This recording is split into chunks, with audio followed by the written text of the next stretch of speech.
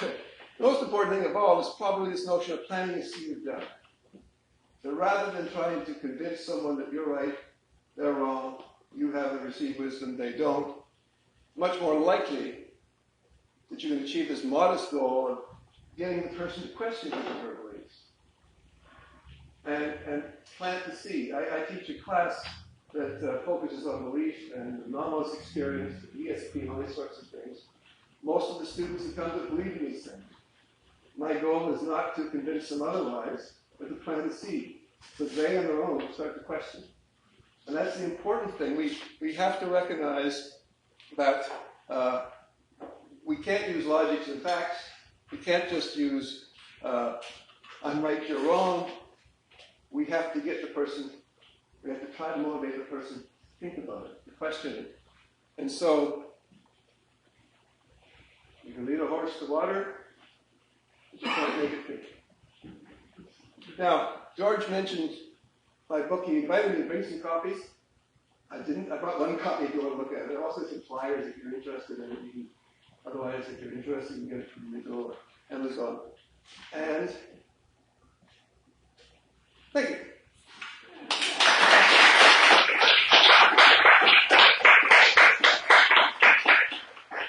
So glad to answer any questions if I can. Yes? Jim, before you have questions, I'm wondering if there's two things I want to add.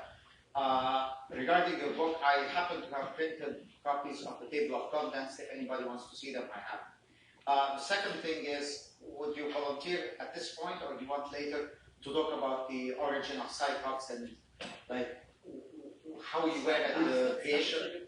Sure, I can do that now. Do you want to do that? Sure. Because I think that it might interest many people here. Okay. What happened back in 1976?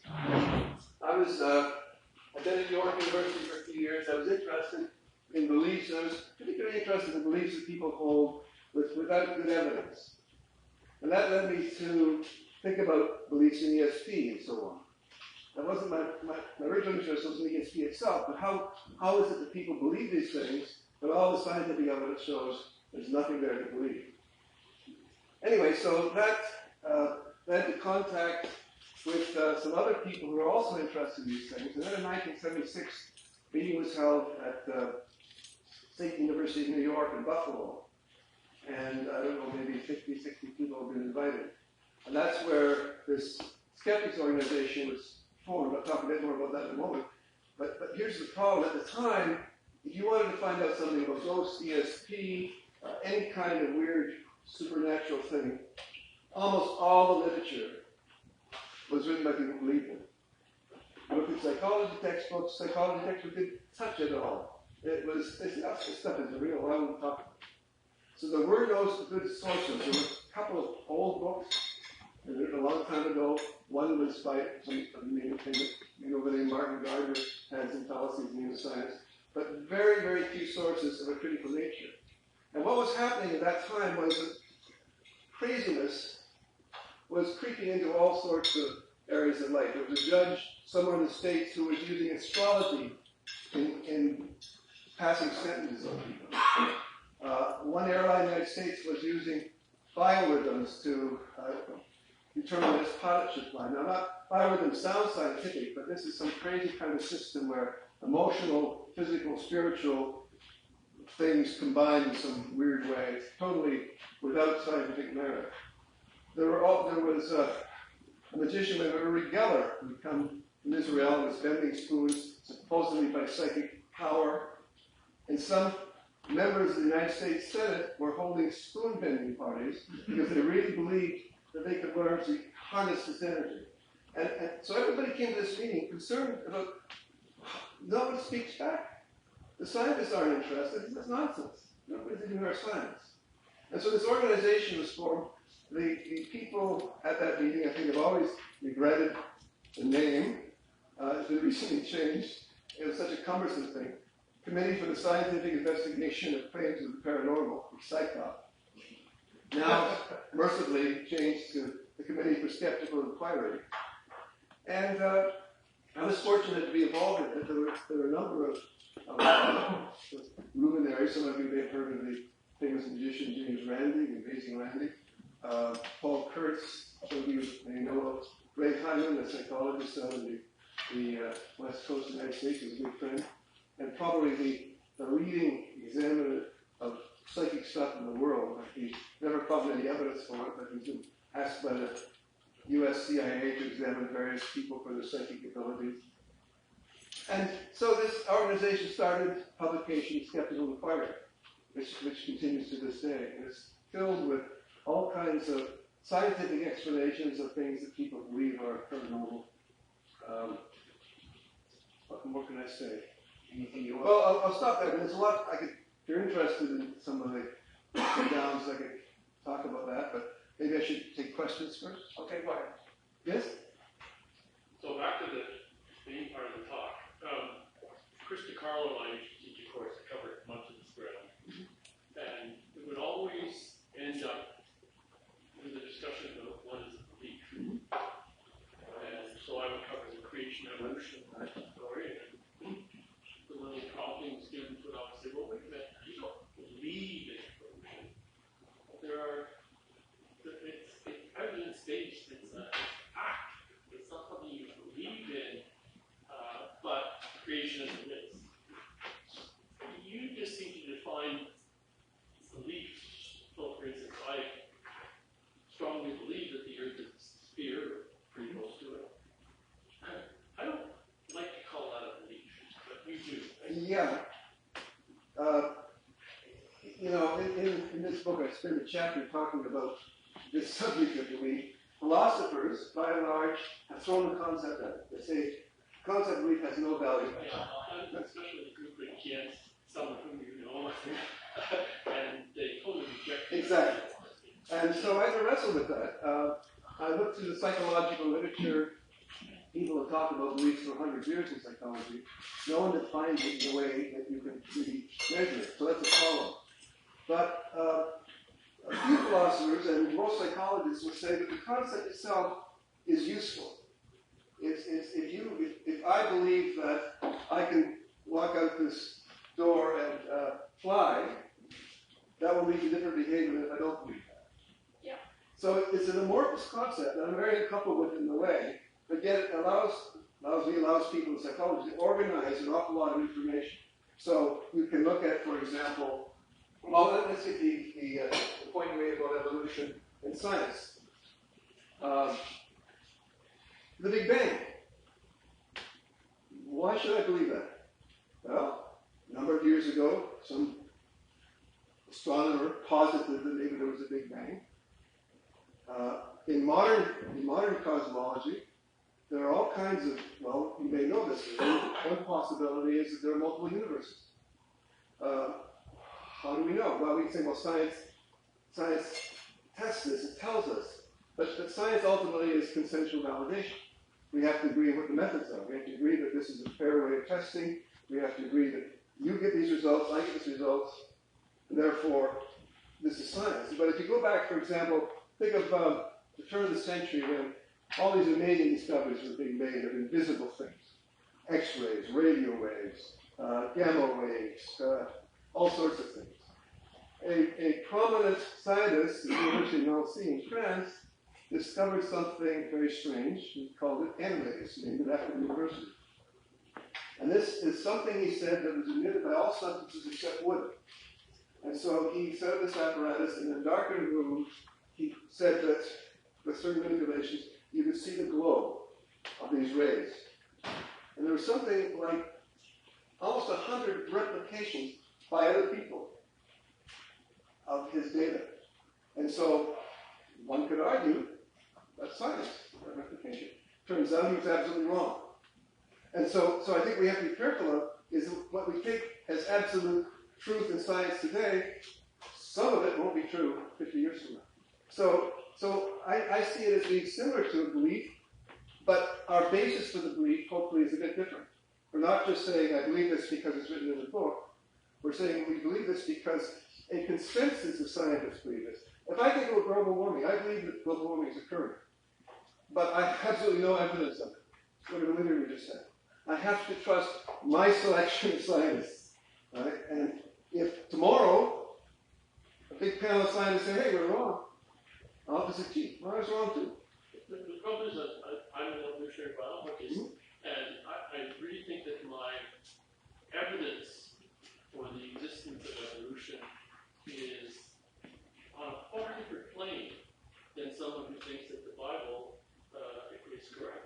they agree with you.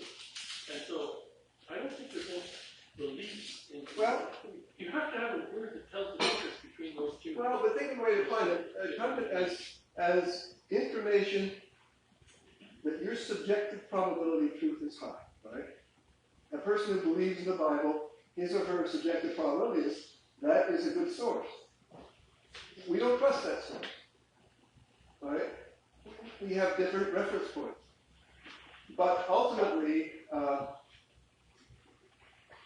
if you believe in Einsteinian ideas, unless you're a physicist, you're accepting it the same way that someone else might accept something that ends up being totally false. Right? And I know what you're saying. I share that discomfort with the word belief. All I'm saying is I can't think of a better way from a psychological point of view of focusing on this notion of information associated with the subjective probability that's true. Right? So, because that then leads me to understand how it is that people can be absolutely convinced, and they may even think they've got objective scientific evidence of something being true, even though someone else will look and say, hey, there are all kinds of errors in your thinking, in your data, and so forth. We reject that. And so that second person has a different subjective probability, maybe very low.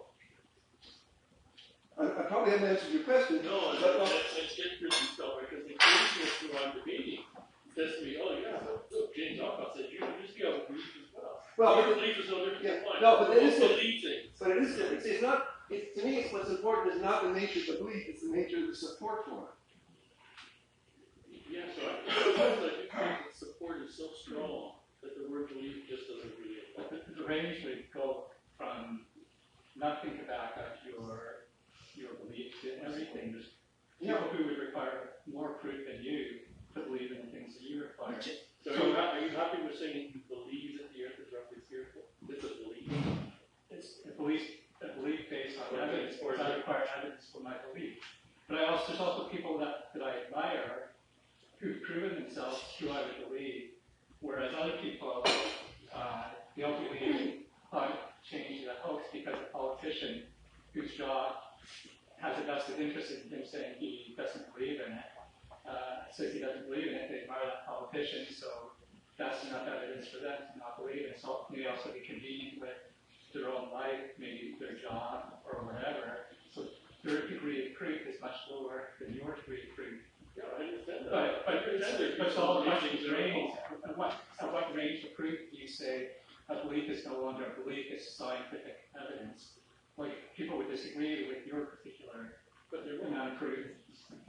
Well, let's be honest. I mean, anyone who argues that the earth is not spherical. But if you require 55 points of evidence to support your belief, someone else may say, no, I require 56. I mean, there's going to be a range. For anything that you believe in, there's a range So that people require. if you hold strictly to that point of view, then nothing is true. There are no such things as I would suggest a different way of kind of distinguishing between belief and the other version.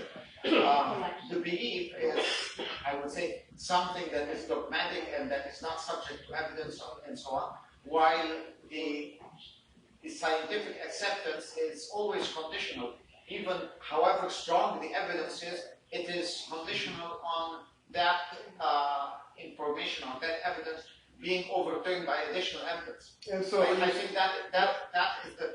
So I'd say that the first one, which is the more dogmatic version, we can call belief, and the other one is conditional acceptance. Maybe it's a long term, but that's not belief. It's well, again, probabilistic belief. I know there's a difficulty in talking about this, but to me, what's important is the basis for the belief and the strength with which you hold it, right? And could it be that the distinction between, let's say, Larry and maybe my approach and yours is that from a psychological point of view, you have to merge them because your methodology requires you to kind of look at it that way, but maybe from a philosophical point of view, you can make a bigger difference. Well, I think from a philosophical point of view, I tend to agree with some of the philosophers who say that in some ways the term is useless. But they don't have a current business place, right? And so I agree. I believe there is a difference between someone who says, I believe in creation as it is in the Bible, but I'm not sure if that's that much different from someone who says, I believe in the Big Bang because I read it in a book. Wouldn't it be because one kind of is susceptible to contrary evidence and the other one isn't? Yeah, but clearly one book is like over 1,000 or 2,000 years older than this Yeah, but theoretical idea of the Big Bang. Yeah, but what if the Big Bang? Yeah, it's possible. I mean, some modern cosmologists are talking about this. It's possible the Big Bang is a misunderstanding of how the world started. They don't be creationists, but there are various possibilities that, in fact, not that many years ago, people were talking about an oscillating universe. Now, most people don't believe that, but the science is very speculative, right? And so my point is simply this, that most of what I believe that if I have an infection and someone gives me a penicillin shot, it will cure it because my doctor says so. I've never gone to the journals and read about penicillin. I've never analyzed to see what it is. I trust the physician. And so I think that the people who trust their pastor or their priest or whomever, they've chosen a different authority. They're not bringing any critical acumen to it, but neither do I if I were to get a shot of penicillin, right? I'm trusting. So if you look at a scientist who is actually working with data, and I'm sure you would agree with this, that over the course of history, many good scientists have been mistaken about their data. Right? And so what do we say that when they said, I've got facts here, not beliefs, well, it turns out the facts were mistaken facts. Right? All I'm using the term belief is that at this particular point, this person is 100% confident that this is a fact, or 98% confident, or 2% confident. And it doesn't get around all those problems you bring up, but it I think makes it a little easier, at least for me, to think about, because, we talk about skeptics. One of the problems I've often faced is skeptics who are as dogmatic and rigid as some of the people who believe in all the silly stuff. And I can remember I mentioned Ray Hyman. Ray Hyman is a friend of mine. He's a retired psychologist, expert magician. He's just a tremendous authority in all sorts of things. I remember once he gave a talk to a big skeptical meeting with about 500 people in the United States. And he was talking about exactly this, that if someone comes, he said, I see no evidence for this. I see no evidence for these things. But if someone brings good evidence, if it's good evidence, it's been gathered in a way we should look at it. It doesn't mean we're going to accept it. And someone in the audience sitting next to me said, Ray's gone soft on them. He's gone soft on them, but he's gone on the other side. All right? So I think that we have to be very careful not to be too invested in our beliefs and see them as necessarily, unless we're dealing in a specific area in which we have competence to be scientists, we have to be careful to assume that somehow science is on our side, we've got to receive wisdom. Anyway, that's my view. Yes? Follow up that a little bit. I think there are such things as objective facts, although you may be viewing them in a subjective manner. But we have an awful lot of even popular science books that do go beyond just what a belief is. Like the business is 6,000 years a good estimate for the age of the Earth. So we've got carbon-based fossils that go much further back than that. And you can say, well, why do you believe carbon dating is true? Well, you can pick up a book that explains carbon dating. You can see it being done in the lab. If you're really keen, you can put little carbon samples from your specimen that you want to date, and you can dilute it with other substances and get them to run them, and then you can look and you see the data, and it'll be more than 6,000 if you percent. Yeah. But greater than 6,000. So we do have objective ways of looking. Yeah, I agree. But actually, my question actually would go back to the little kids when you're talking about how they're primed for cause and effect. Aren't they also primed to be almost perfect inference, and good in the sense that when kids are learning what the world's made of, like if they drop a ball on the floor, they won't do it once, they'll do it countless times. It almost seems like we're primed for a amazing accumulation of knowledge, that we do it 100 times and we always get the same result. Suddenly now we have this subjective view of probability that that's a true thing. Every time I drop the ball, it'll land on the floor, and then that becomes... Well, I think we're innately curious, which is good. Right? This is why autistic children have such trouble. They're not very curious. They tend to focus on one or two small things. They don't explore the environment. Normal children explore all the time, and they are learning, and they are repeating.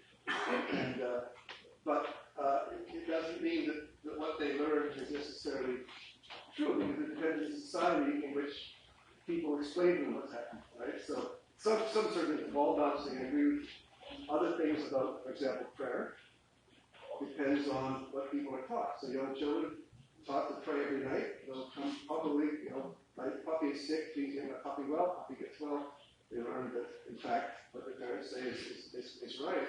So they're learning engines for sure, but the basic way we learn is prone to biases and errors. Yeah, in both of those cases, young kids also have that problem where they pray for the husband to die. And then the other thing is kids who cheat because it's pain to pray every night, so you don't pray and nothing happens. And suddenly that's an data point that starts to change. Well, when I was a kid, I'm not religious now, but I was brought up in religious home. My mother's very religious. My father wasn't. He never said anything against religion. He used to ask my mother, is he religious? Oh, yeah. Then it was a church. Had his eyes open and say grace.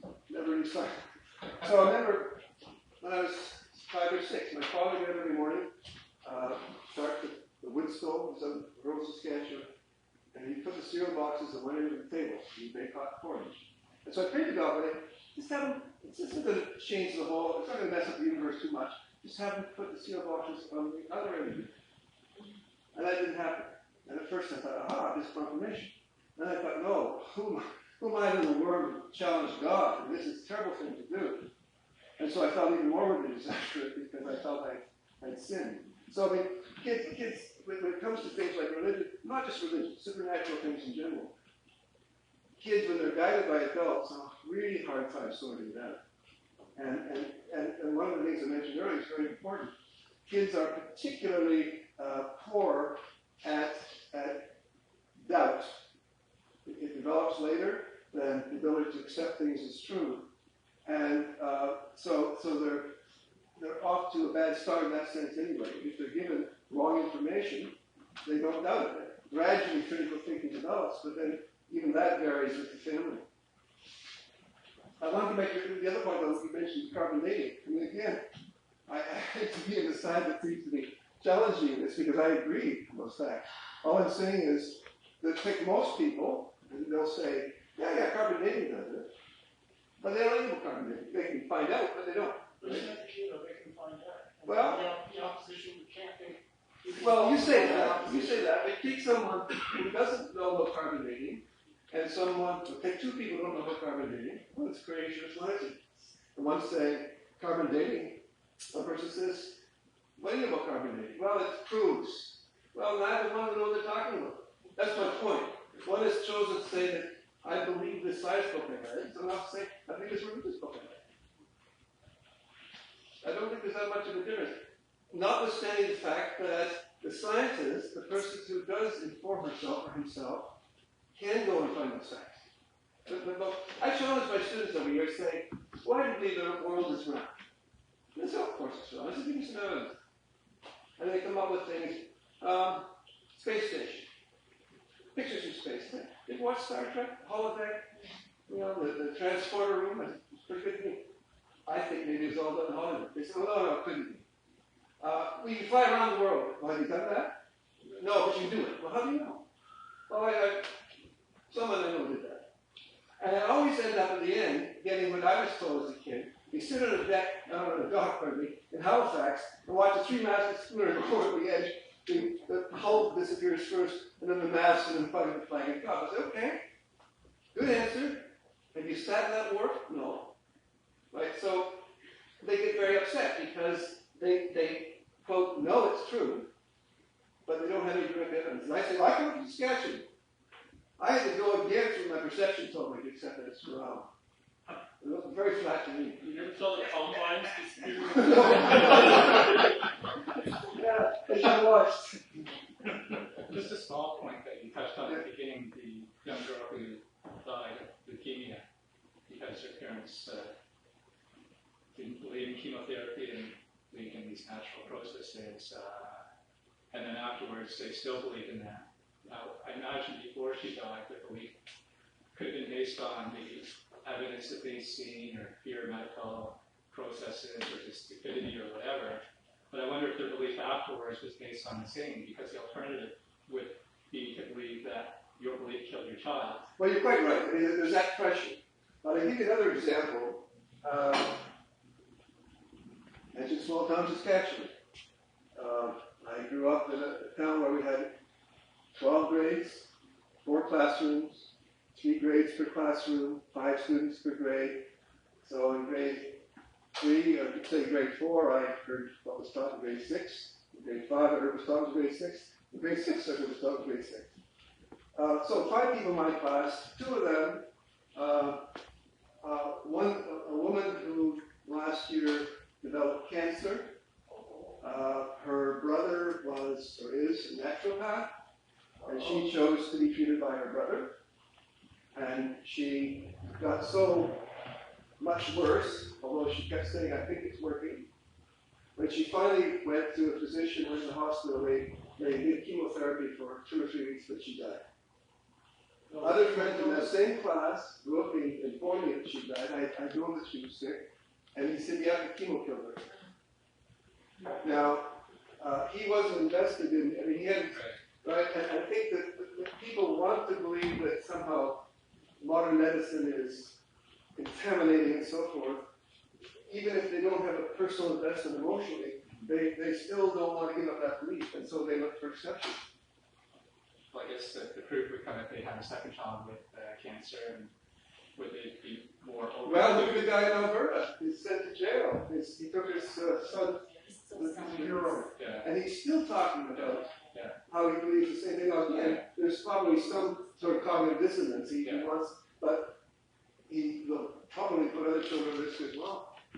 I mean, I've talked to people who have some of these strong beliefs, and I've given up trying to have any impact. I mean, some of the points I'm making, I try to plant a seed, etc., etc.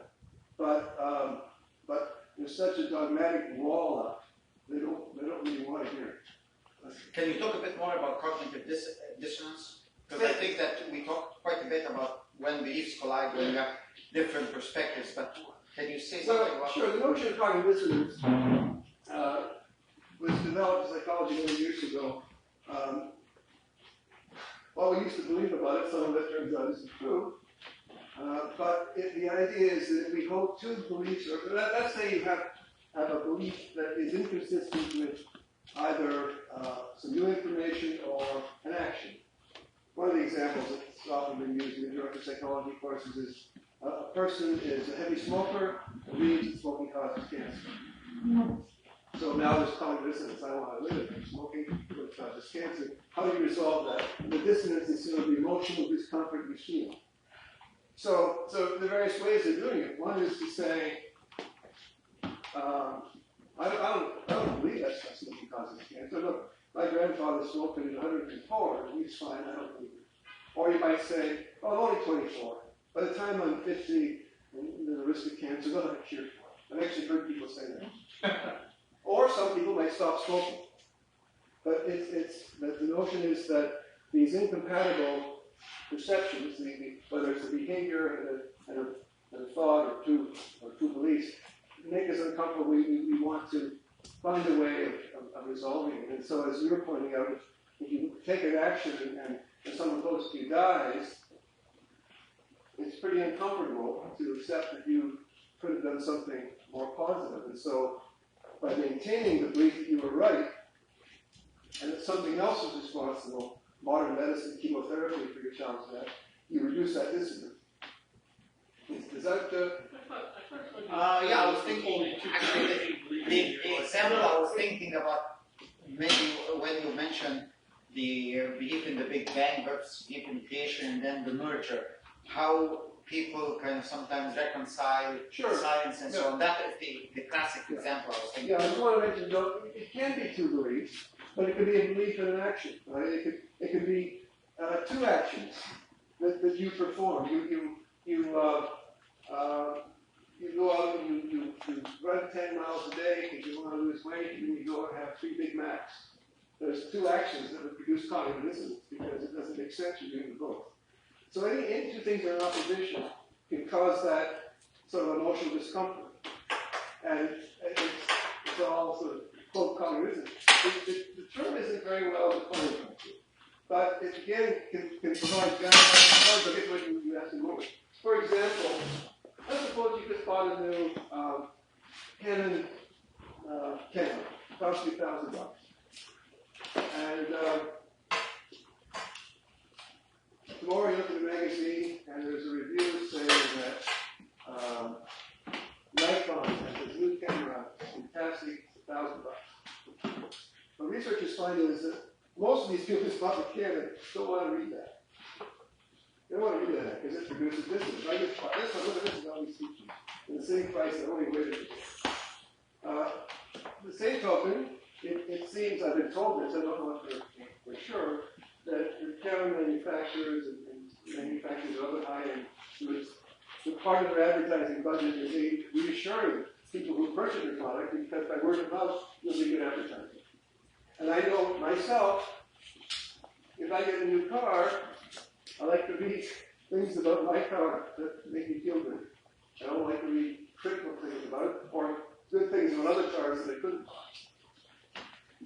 Yeah. Thinking about manipulating beliefs like that, I mean, when subliminal messaging was being illegal on television, flashing words, with Facebook now and their way of manipulating people's beliefs, should that be considered illegal too? Well, first of all, subliminal perception manipulation doesn't work. It doesn't work. Okay. But it was taken off. Like, I mean, companies couldn't use that as a form of advertising. Well, people came to believe that it was effective, but it's not. With Facebook, I think society always has this problem because we're filled with manipulation all around us. I mean, every advertisement is a form of manipulation, right? So, what are the rules? At what point do we consider it improper? Right. So I think now you can't have. I think in Quebec you can't have ads aimed at children on television for toys because their parents are being urged to go and buy them. So that society made that decision. I think there are some places where you can't advertise certain kinds of junk foods near schools. I'm not sure about here, but I know there's some places where about this. They had to take down billboards because it was considered an illegitimate way of influencing kids. So the thing is about billboards, how conscious are you of that? I remember years ago Coca-Cola decided that, well, no one sees a sign that billboards say big Coca-Cola, go and buy it. Why would they? I mean, let's not spend that money in advertising, do it some other way. Pick on the billboards, the sales went down. And yet, I never met anybody who goes into the store and says, hey, I saw a billboard, maybe you want to have a Coke. So we're influenced by this all the time. It's also subliminal advertising. Well, it's not subliminal, but it's advertising. But I guess the problem is that at what point do we say, okay, this is too manipulative, and we don't want to allow that. Just watched the hockey game last night. Goalie interference, stuff like. You change the rules from time to time to try to make things fair, right? And so society agrees that well, this is a step too far. This is too much manipulation, or no, that's okay. And there are all kinds of subtle things. I remember years ago, some psychologist did a study. He was looking at how people evaluate chance, and he found out that quite reliably, if you had people rolling dice. And they were trying to come up, say, with snake eyes or double sixes or something. If they were rolling them, they showed, they said they were more confident. You asked them to, assess the likelihood that it would come up the way they wanted. They gave the likelihood of it coming up the way they wanted. It was greater if they rolled them than if they were rolled by a mechanical device. And so the notion was that somehow, and it's unconscious, these are people, some of them who have statistical knowledge. They say, yeah, why am I doing that? Within 6 months, every lottery in North America suddenly had somebody who would pick your own number. That came directly out of that research. Because they realized that if people pick their own number, they have this illusion of control. And so I think that was terrible, because governments are doing that with reaping money. But that's allowed. So where do we, and again, I don't know about Facebook and its manipulations, but we're manipulated. I was in Rio probably like 20 years ago. They have a bridge tournament at the end of every year. And it's the last regional bridge tournament in North America. And so I would hang out at the casinos. I refuse to bet because I'm not an idiot. Well, maybe I am, I don't know. But until it becomes 51% in my favor, I will not bet. So I was sitting around and all these people were playing craps. And I was standing around and it was about 3 in the morning and they were closing the tables down. And I had 5 tables and they were going down to 2 or 3. And the pit boss looked at me and said, "Sir, you look like a winner." I looked at him and said, "Yeah, because I haven't fucking played that all day." But the reality is, like you say, the roll of the dice is I'm going to be lucky, I'm going to be lucky. Well, why? Statistically, not really. No, people are very poor at judging probabilities most of the time. I had this one guy says, "Charles, every time you show up at my table, I win. You gave me $40 US." It's like, thanks. And George, I think you had a question. I think I didn't get around to answering. No, the question was about, you basically answered, I think. It's about the cognitive. Cognitive, okay, yes. And basically, I see that basically when sometimes people grow up with a belief and then they kind of adopt evidence and see evidence and so on, but the 2 ideas kind of remain in their head. But at a certain point, those ideas clash. That's what I mean by cognitive dissonance. And I was just wondering whether that is basically what do people at a certain point decide that one of them has to go, or? Well, people also vary in the degrees to which they can tolerate this. Or do they simply find a way to reconcile it? So some people, like dogmatic people, are very poor. They don't like conflicting ideas or behaviors that conflict with what they think should be. People at the other end of that dimension are very tolerant, often don't, and this is one of the modern findings about cognitive dissonance. Go back to the 40s and 50s, it's saying that they get cognitive dissonance right away they can do something. Well, a lot of people can handle it without doing very much. So it depends a lot on the person, on the personalities involved. Got a question? Oh, sorry.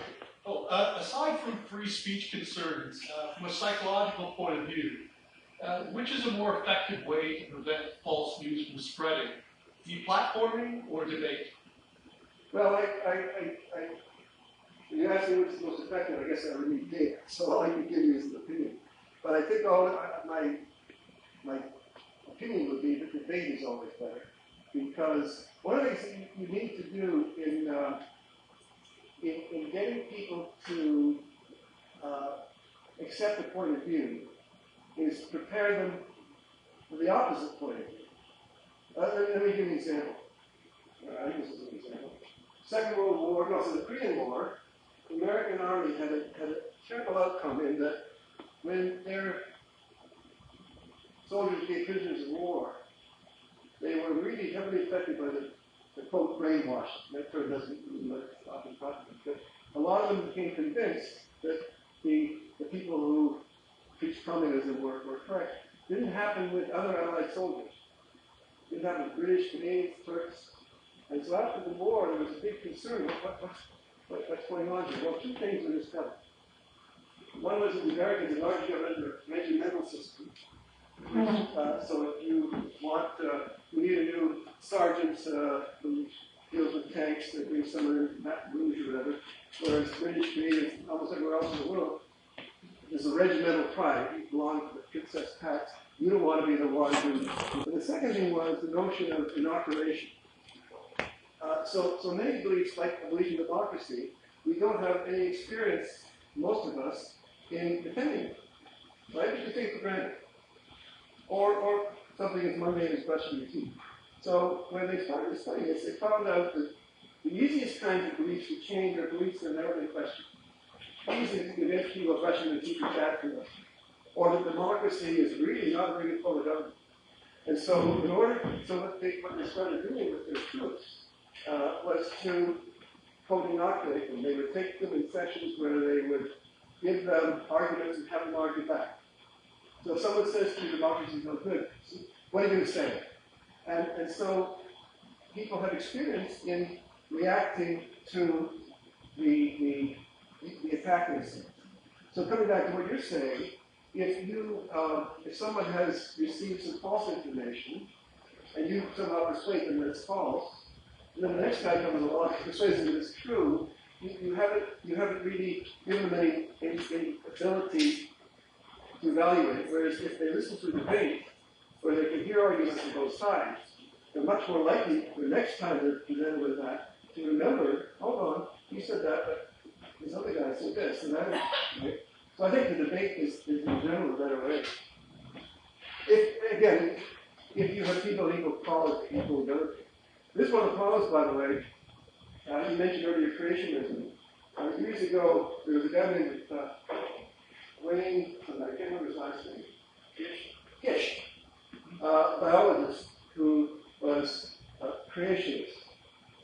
And the warning went out on the skeptical community, don't let just any biologist debate with him, because he eats them for breakfast. And I saw such a debate on video once, where biologists went in and said all the right things. Gish was very skilled in playing to the audience, demolishing, or apparently demolishing his argument. And I saw once a man. Yeah, I saw once a psychologist, a good experimental psychologist, a TV program in Buffalo. There's some people believe in the power of crystals. So you get certain crystals, line them up with your bad facing north, south, or whatever, and they connect you to harm and they make you well, and all kinds of things. So this guy was touring the United States, he'd written a book, and he's going to be interviewed. And so the TV station gets a very good experimental psychologist from the University of Buffalo to debate him. And I watched it, and hands down, the crystal guy won. Okay, well, here's what happened. The biologist, or the psychologist said, oh, look, crystals don't give off things that are going to kill you out. It's a little more sophisticated than that. The guy said, well, you read Smith and Jones, The Power of Crystals. No, I haven't read that. Well, have you read this article? I said, no, I haven't read. Well, what have you read? Well, actually, I haven't read much about it. So you can't really say, can you? And it was terrible. And so, getting back to Dwayne Gish, what people were saying is, you're going to challenge this guy, prepare for it. He's good. And what you're playing for is, you're not going to change his mind. You're playing for a television audience. And if you look weak, and if you look flustered, you shouldn't be there. Yes? In support of what you just said, a few years ago there was the famous debate by Bill Nye and Ken Ham. And Bill Nye, many people suggested, no, don't, you're really playing into Ken Ham. And anyway, I saw the debate. I think that Bill Nye did quite well. But regardless of, he wasn't going to convince Ken Ham that creation was nonsense. But I think that what, in fact, he was doing, and I think that's what the point is that, hey, this debate was held at the Creation Museum in Covington, Kentucky, I think. And there were, and who were in the audience? There were probably all the people who were from Ken Ham's group of churches and so on, the followers. And I guess many of these people, probably most of them didn't change, but probably enough of them it would be their first exposure to somebody challenging their, So, and I think that so of course, if you're not prepared and if you don't respect the audience, you're not going to get anywhere. But in this case, Bill Nye, I think, was totally prepared my opinion, well, I didn't need to be convinced. I think he was effective. Well, that's good. It seems to done at least, right? Yeah. But he was prepared. That's Yeah, yeah. And that's too often people with real scientific knowledge say that I can handle that guy because he doesn't know anything. Yeah, it's parameters. Yeah. Yeah, the problem is scientists are trying to do research, not to debate in Well, public. that's Whereas right. preachers are used to public speaking, they know how to have that charisma that appeals to the emotional side of Good people. point. Hallelujah, brother. I'm here to say Yeah, and you're they're the used sinner to to the people whole. taking them on. They are. So they know how to BS their way through things. Whereas the scientist who spent his life in the lab, he's like, and you get stage fright. Yeah, and again, it's always important is that audience and how you come across. And, Much easier to win a debate if you win a lie. pardon me? Much easier to win a debate if you're winning a lie. Well, But if you're stuck with defending the truth all the time, then it's really hard. yeah, I You agree. can't beat them down with facts, they have to have them ask questions and have them have their answers. Yeah, there's also a matter of personality. I mean, that's the thing. A lot of these people you mentioned, they're sort of charismatic, they're preachers or whatever, and many scientists are dull. And so you again think of the audience, and so if you've got someone say, well, according to my studies, this fact show this, or someone else who is charismatic and so forth.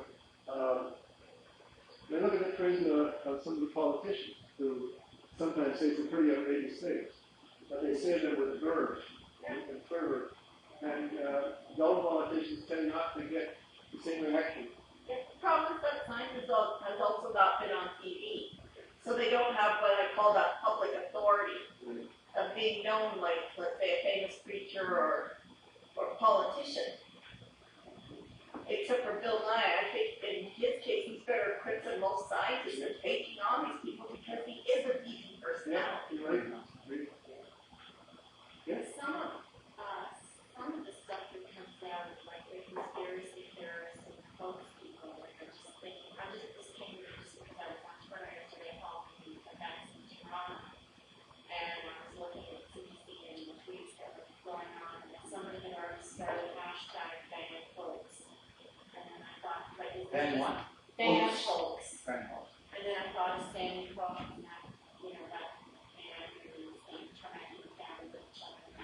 Alex Jones. Right. And it's like, what, are these people just malicious, malicious intent? Is that the purpose? Do they truly believe this garbage? Or, like, what is the... Well, some are mindset? malicious. I have a student who did a research project on conspiracy theories, and his idea was to go on some of these conspiracy sites in the United States.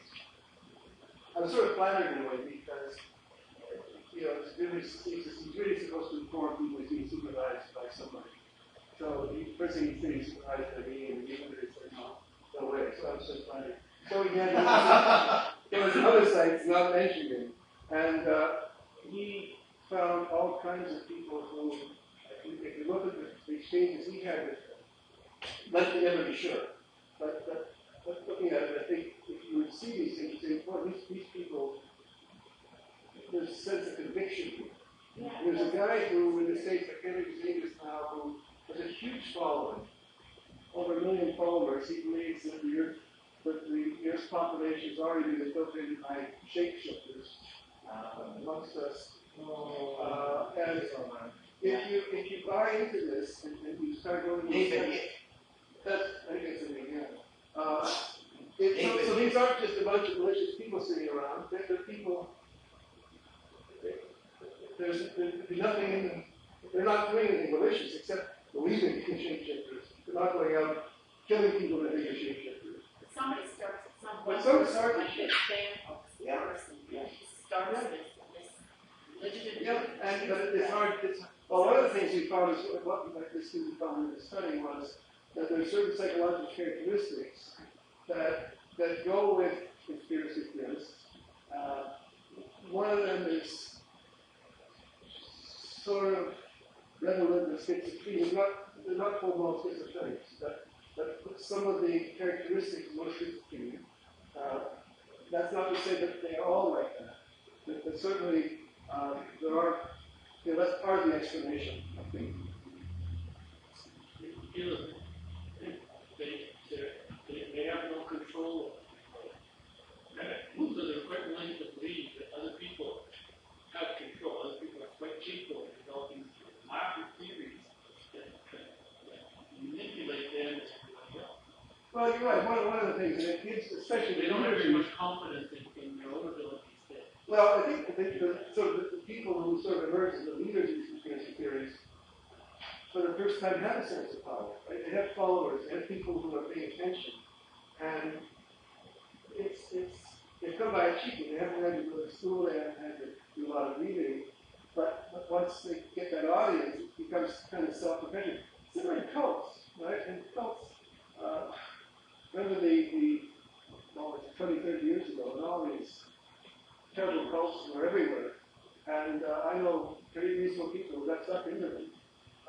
And you think, why would you ever believe that stuff? And almost every one of these cults had at its head a man, and there were often sexual favors involved. And whoever the leader happened to be, he or she, well, almost always he. I actually don't know of any cults at that time that were led by women. But their word was law virtually. And people would voluntarily get involved in these things and become more and more convinced as time went on. And you think of all these suicide attempts where people invite themselves out because the cult leader has convinced them that the second coming is coming or something's coming. They're going to be rescued by flying saucers, so they get suicide to the saucer to pick up the body of the enemy. Isn't that just the gene pool feeding itself? Well, do you ever get into the cost-benefit analysis of actually trying to convince people of your point of view? Because like a major issue such as climate change, there's still a lot of money being spent on trying to prove the extent of climate change and whatnot. But it seems that a lot of these people, and we've seen more of this in the past year with Trump in power, they're not willing to believe anything no matter how much evidence you put in front of them. I mean, you look at what people are doing, for instance, like attacking our pipelines or trying to get stricter standards in California for auto emissions, or perhaps even things like getting populations to, not resist, but just to advocate for cleaner air standards in their cities. Like, it might be more cost effective to not try to convince people and just come to the conclusion, to the situation conclusion you want through alternative means. yeah, I'm not sure what those alternative means are legal. Like, you want people to reduce carbon usage. Either put taxes on them, make people drive hybrids or something. But how do you do it without arousing the ire of those who have a different point of view of power? Well, you put money into things such as solar power and whatnot, so that Canada wouldn't fight that. No, but in Ontario maybe not, but in many jurisdictions of the world, it actually is competitive with, say, coal power at this point. And so that alone is causing companies and countries to think twice about putting in new coal plants. Oh no, I think that's good advice, but I'm not sure. It sort of starts back in the column, but I'm not sure if it's fast enough to do what needs to be done. But you just have to admit at some point if there's whole groups that you won't be able to convince, Well, no matter what you do. For sure. I mean, people have to be willing to listen to alternative points of view in order to be convinced. If they're unwilling to even listen, how do you convince that? Well, but people probably didn't want to get rid of red gas until they were persuaded that it was more expensive to buy leaded gas than unleaded, or taxes on cigarettes that show the taxes not of course you have a problem with moving cigarettes, but people actually reduce their consumption of. And that kind of backs up my point. Convincing them didn't work, you have to actually go through an alternative means. Yeah, no, I think it's very difficult, or impossible to really persuade people. Yeah, we do it all the time. Society disregards beliefs all the time. Yeah, but they're not. So